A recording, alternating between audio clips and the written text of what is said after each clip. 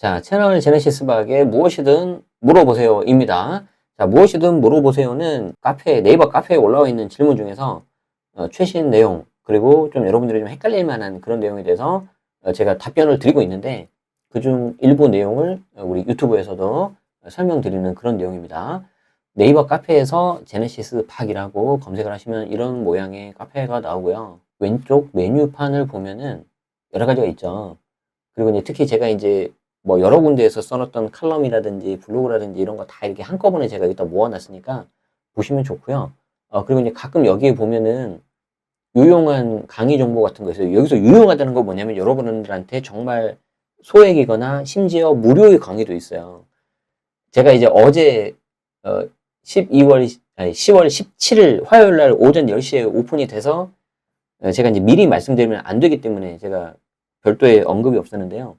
서울시민대학 동남권 캠퍼스에서 이번에도 5주차 과정으로 한 번에 1시간 반씩 그걸 무료 5주 동안 하는데 수강료 얼마인 줄 아세요?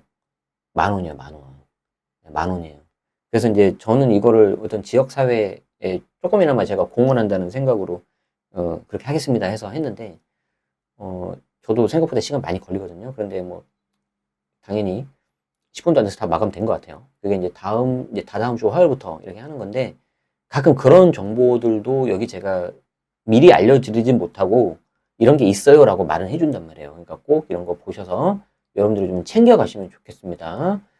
자, 그리고 여러분들이 이제 궁금하신 거는 여기 세금 및 재테크 공부에 묻고 답하기가 있어요. 그러면 제가 이제 아는 선에서 좀 알려드리고요. 여러분들이 그거 참고하셔서 나중에 세무사님 상담 받거나 꼭 검증하신 다음에 하시면 좋겠습니다. 자, 그 중에 어떤 질문을 제가 볼 거냐면, 상생임대제도 관련된 내용을 좀 보도록 할게요. 우리 연혜원 분이 작성해 주셨네요. 자, 유튜브 멤버십 회원이고 상생임대제도에 대해서 어느 정도는 알고 있어요. 그런데 한 가지 궁금증이 있습니다. 잘 보세요. 매수 후 본인이 잠깐 거주하다가 22년 3월부터 24년 3월까지 직전 임대차 계약을 했어요. 자, 상생 임대주택 조건이 되려면 직전 임대차 계약을 하고 그 다음에 상생 임대차 계약을 해야 되는데, 이 상생 임대차 계약은 직전 임대차 계약 대비 5% 이내로 하셔야 됩니다. 올려야 됩니다. 그리고 이때 직전 임대차 계약은 1년 6개월을 해야 되는데 해당 부동산을 취득하고 그 다음에 해야 돼요. 동시에 잔금 치르면서 새끼고 하고 그렇게 하면 안 돼요. 자, 근데 여기 이분은 취득했고 잠깐 거주하고 나가면서 22년 3월에 있으니까 취득 후에 한 거 맞죠? 그래서 직전 임대차 계약이 가능하다. 그리고 24년 3월 달에 동일한 임차인하고 계약을 하는데 이때 상생 임대차 계약 요건 맞춰서 5% 밑으로만 올리려고 한다. 자, 이 경우에 이분이 궁금하신 게 이거예요. 동일 임차인인데 임차인이 동일한데 이번에 재계약해도 직전하고 상생 인정받을 수 있냐? 여러분 이거 돼요, 안 돼요? 가능하죠. 가능하죠. 임차인이 동일하다고 못 해주고 이런 건 아니에요. 누가 동일해야 돼요? 임대인이 동일해야 되죠. 임대인이 같은 상태에서 임차인은 달라도 상관은 없죠. 심지어 임차인이 다른 사람 와도 그 직전 임대차 계약에서 5%만 올려서 상생 임대차 계약 조건을 해야지 혜택이 있는 겁니다. 그렇게 해야지 임대료 수준을 좀 낮출 수가 있잖아요. 그래서 저는 개인적으로 이 상생 임대차 계약이 정말 그 말 그대로 상생이라는 뜻에 좀 어울린다고 저는 생각을 합니다. 왜 그러냐면 취득 당시 조정 대상 지역에서 2년 거주를 해야 되는데 부득이하게 못하는 경우도 있잖아요. 그런 경우에 이 상생 임대차 제도를 좀 활용해가지고 2년 거주를 없애고 그 다음에 그 여기 살고 있는 임차인 같은 경우에는 이거를 좀 이렇게 낮은 가격에 살 수가 있는 거죠. 자, 그리고 여기서 하나 더 말씀을 드리자면 직전 임대차 계약을 하고 그 다음에 상생 임대차 계약했죠. 이 상생 임대차 계약에서도 5%밖에 안 올렸죠. 임차인 입장에서 말하는 거예요. 자, 그러면 이 임차인은 계약갱신 청구권 썼어요, 안 썼어요? 안 썼죠. 그럼 그 다음에 쓸 수 있어, 없어요? 쓸 수 있죠. 쓸 수 있죠. 그런데 이제 합의를 하시면서 상생 임대차 계약하고 계약갱신 청구권을 동시에 써버릴 수도 있어요.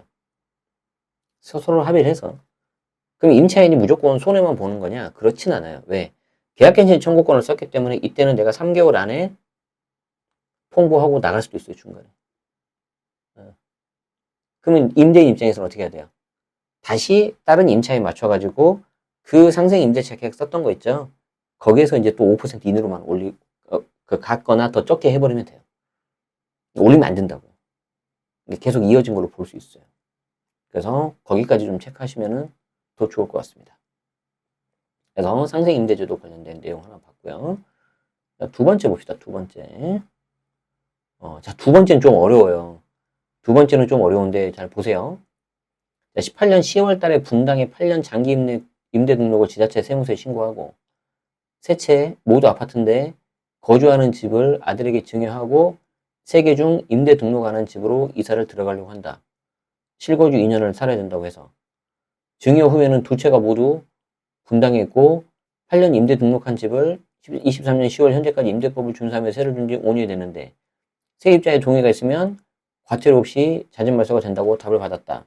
자진 말소한다면 이사 들어가는 집 2년 후 실거주 주택을 팔 때 비과세를 받을 수가 있냐?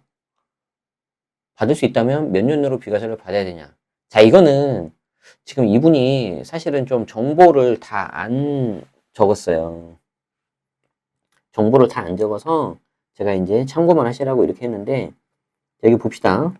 A가 있고 B가 있고 C가 있어요. 근데 내가 A주택을 비과세를 받고 싶어요. 근데 전체 주택수가 몇 채예요? 3주택이잖아요. 그럼 이게 비과세가 되겠어 안 되겠어요? A주택이 3주택인데 비과세 당연히 안 되죠. 왜 안 돼요? B하고 C가 주택수가 카운트가 돼버려서 그러잖아요. 그럼 B하고 C를 주택수에서 빼버리고 싶죠? 뺄 수 있는 방법이 있을까 없을까? 유일하게 딱 하나가 있어요. 유일하게 딱 하나.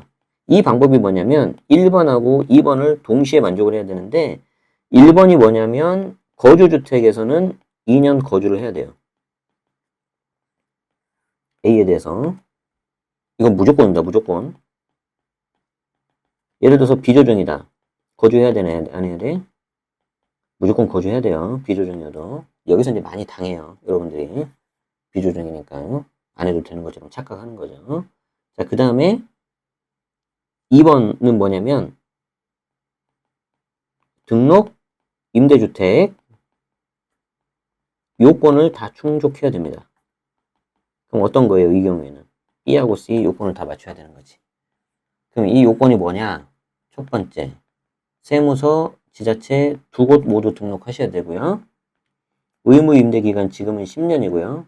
과거에는 8년이었어요. 5년. 예, 이게 등록한 날짜마다 다 다릅니다. 10년은 2020년 8월 18일 이후 등록이면 다 10년이에요. 자, 3번은 임대 개시 기준 시가가 6억 원 이하야 되고요. 수도권 받기라면 3억 이하야 돼요. 이것도 많이 당해요. 4번은 의무 임대 기간 동안 계약할 때마다 5% 이내로 임대료 증액해야 되는데 이게 19년 2월 이후라고 좀 보시는 게 좋겠어요. 보수적으로. 엄청 많죠? 여기서 하나라도 삐끗한다? 그럼 어떻게 돼요? 예를 들어서 지자체는 등록했는데 세무서 등록 안 해요. 사업자 등록증 안 해서. 가끔 이런 분 계시거든요. 그럼 주택수가 다 카운트가 돼버려요. 그럼 몇 주택? 3주택. 비과세 깨집니다. 그렇게 해서 제가 늘 말씀드리는 양도차익 10억 중에서 7억을 날린 사람이 있어요. 7억을 날린 사람. 그래서 진짜 조심해야 된다. 조심해야 되는데 이분은 지금 케이스가 좀 뭔가 좀 잘못 적어놨어. 세 채 모두 가지고 있는데 거주하는 집을 아들에게 증여했대요. 근데 그러면 이제 본인하고 아들하고 세대 분리가 되는지 제가 모르잖아요. 같이 살고 있을 수도 있어요. 지금 이거. 맞죠? 그런 상태에서는 좀 판단하기가 어렵다. 그런데 어쨌든 실거주 2년을 살아야 된다고 하니까. 그러니까 이제 이 실거주 2년 살아야 된다고 하는 게 지금 요거 말한 거예요. 요거 지금. 거주주택 비과세에서 지금 이거 말하는 거예요. 그리고 나서 등록되어 있는 임대주택이 세입자 동의가 있으면 과태료 없이 말소가 가능하다고 하는데 맞냐? 가능하죠. 의무 임대 기간 절반 이상 한다면. 우리는 거주주택 비과세 이걸 받으려고 하는 거니까. 그러니까 그 당시 이제 8년으로 등록했을 건데 세준 지 5년 됐으니까 절반 넘었잖아요. 그러면은 말소할 수 있어 없어요? 있죠. 단 세입자의 동의가 있어야 되죠. 만약에 세입자 동의 안 하면 어떻게 될까? 세입자 동의가 안 하면 포괄양수도로 팔아야 돼요. 그럼 이거를 떠안아 줄 수 있는 사람이 매수자가 누가 있을까? 게다가 이거 아파트죠. 아파트니까 포괄양수도로 못 팔아요. 그 사람이 신규 등록해버려야 되잖아요. 근데 아파트 지금 신규 등록이 안 되잖아요. 엄청 복잡하죠, 지금. 그렇게 하고 나서 만약에 말소가 되면은 말소가 된 날로부터 5년 안에 팔면 되는데 왜 다시 또 2년 후에 실거주진다? 이게 이해가 안 돼, 내가 지금. 내가 지금 상황을 잘 모르겠어요. 그래서 여러분들이 이제 당연히 이게 정식 상담이 아니기 때문에 이제 뭐 편하게 적으셨겠죠. 뭐 그리고 정식 상담을 제가 여기서 막 시간 들여서 다 해드리지도 못해요. 그런데 나중에 꼭 여러분들이 세무사님하고 상담할 때는 꼼꼼하게 다 적어주시고 하셔야 됩니다. 그렇게 안 하면 괜히 시간만 날리고 돈만 날릴 수 있어요. 그래서 만약에 지금 이분 같은 경우에 B하고 C 중에서 누가 임차인 동의해가지고 만약에 B가 23년 10월에 말소가 되고 C는 시간이 걸려서 24년 10월달 됐다. 그러면은 먼저 말소된 이날로부터 5년이에요.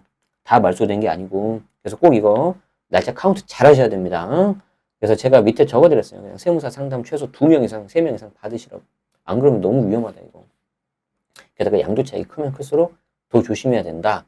라고 말씀을 드렸어요. 자, 하나만 더 볼게요. 자, 이거 재밌는데, 사실 이게 우리 입장에서는 좀 유리한 건데, 전반적인 세법 체계로 좀 본다면은 좀 바뀌어야 되지 않을까. 약간 그런 생각이 있습니다. 자, 주택을 취득할 때 이미 보유 중인 오피스텔이 주택수에 포함되냐 안 되냐 이건데, 이때 주택수가 이 선생님이 질문 주신 분이 어떤 주택수를 말하는지 모르겠어, 내가 지금. 취득세인지, 보유세인지, 양도세인지, 대출인지, 청약인지. 이게 다 다르거든요. 근데 내용 보시니까 이제 취득세 같아요. 자, 새롭게 주택을 취득하려고 하는데 글씨가 좀 작네요. 다음에는 제가 좀 더 크게 옮겨 드릴게요. 자, 주택을 새롭게 취득하려고 하는데 문제는 본인이 다주택이라는 거예요. 그래서 보유 중인 물건을 일부 매각하고 새로운 주택을 구매해야 되는데 보유 중인 오피스텔이 용산이라서 계속 가져가고 나머지를 매도하고 싶다는 게 용산에 어느 정도 좀 투자 가치가 있으니까 자기는 갖고 가고 싶다는 거죠. 맞아요. 이렇게 생각해야 되는 거예요. 무조건 파는 게 아니라.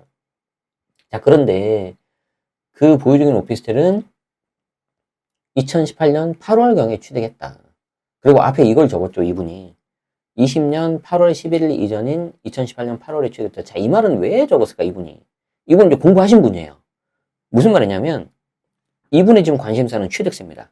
근데 취득세 할 때 취득세 주택수 카운트가 되는 그 날짜가 2020년 8월 12일부터거든요. 그때 이제 지방세법 개정이 되면서 주택 분양권 취득세 주택수 들어가 버리고요.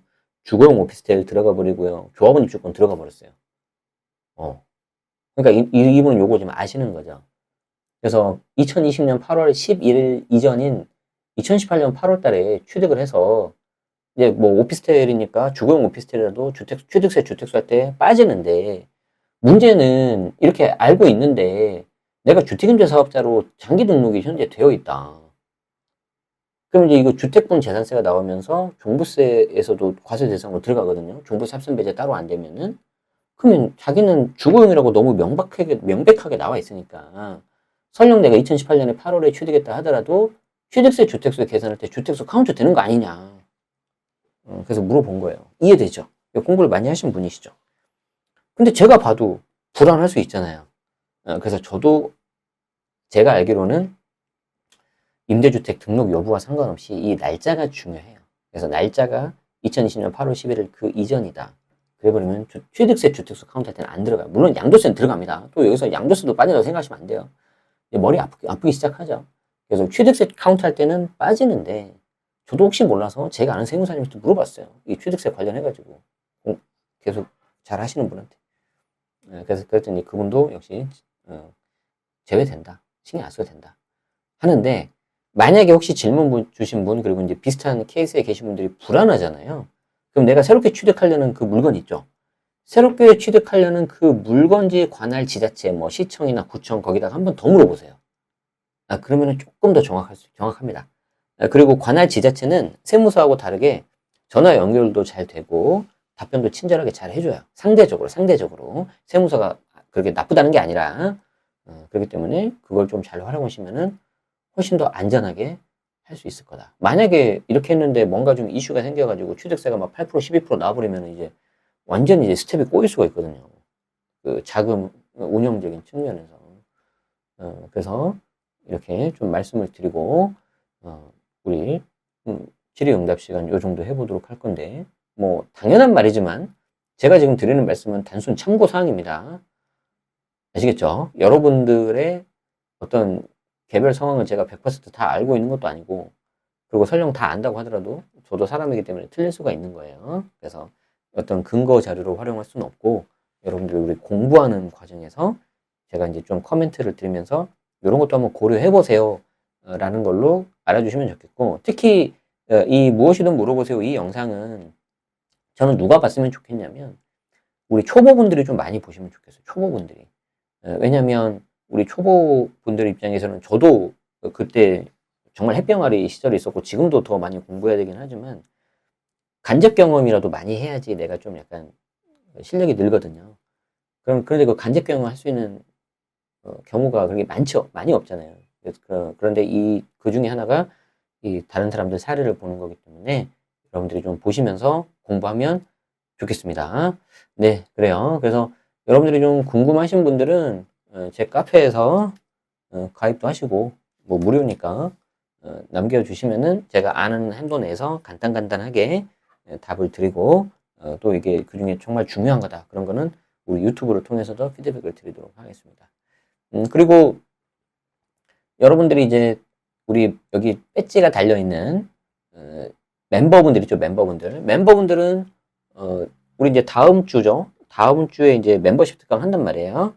이번에 멤버십 특강 할 때는 제가 이제 부동산 거래 잘하는 방법 이거 좀 기준으로 할 건데 그때 제가 사전 질문지 받는 거 링크 올려드렸으니까 커뮤니티에다가 궁금하신 거 거기다 적어주세요. 그럼 제가 좀 더 이렇게 자세하게 피드백 드리겠습니다.